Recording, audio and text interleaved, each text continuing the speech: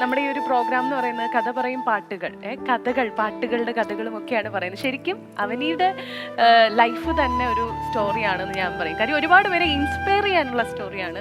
Keep on ഈ പറയുന്ന ലൈഫിലെ സ്ട്രഗിളും കാര്യങ്ങളൊക്കെ വീണ്ടും വീണ്ടും പറയണം. ഒരുപാട് പേർക്ക് ഇൻസ്പിറേഷൻ ആകേണ്ടതാണ്. എൻ്റെ ആഗ്രഹവും അത് തന്നെയാണ്. കാരണം ക്യാൻസർ ഉള്ള ആരും അസുഖം പുറത്തു പറയത്തില്ല.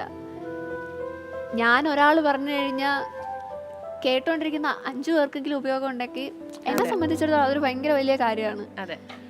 ഇപ്പോൾ ഓൾറെഡി ഞാൻ എക്സ്പീരിയൻസ് ചെയ്യണുണ്ട്. ഒരുപാട് പേര് ഇതുപോലെ ക്യാൻസർ ഉള്ളവർ എന്നെ വിളിച്ചിട്ട് മോളെ ഞങ്ങളൊക്കെ അവരുടെ അവസ്ഥകളും കാര്യങ്ങളും ഒക്കെ പറയുമ്പോഴത്തേക്ക് എനിക്കത് റിലേറ്റ് ചെയ്യാൻ പറ്റും. വേദനകളുണ്ട്, ഇല്ല എന്നല്ല, പക്ഷേ അതിനെ മാറ്റി വെച്ചിട്ട് നമുക്ക് പോസിറ്റീവാക്കി മാറ്റാം. അത് ഓക്കെ, വേദനകൾ എപ്പോഴും നമ്മുടെ ലൈഫിന്റെ പാർട്ടാണ്. അത് മാറ്റി വെച്ചിട്ട് നമ്മുടെ ഹാപ്പി ആയിട്ടുള്ള മൊമെന്റ്സ് നമ്മൾ തന്നെ കണ്ടുപിടിക്കണം.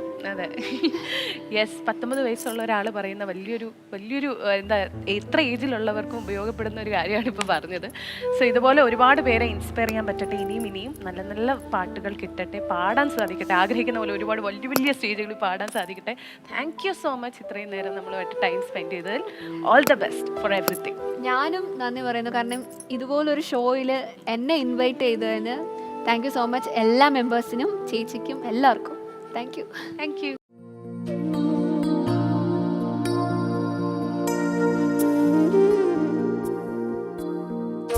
அவ்வாறு நோக்கினான் எவ்வாறு நாடுவேன், கண்ணாடி முன் நின்று பார்த்து கொண்டேன்.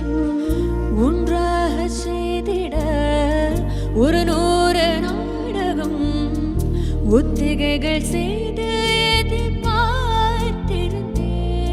எதிர்பாராமலே அவன்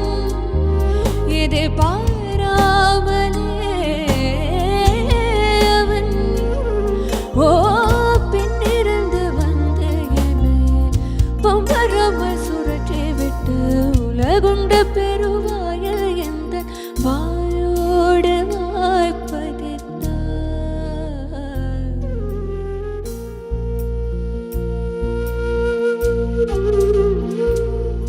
உன்னை காணாது விதையில்லாமல் வேறில்லை. நிதம் காண்கின்றவான் கூட நிஜமல்ல, இதம் சேர்க்கும்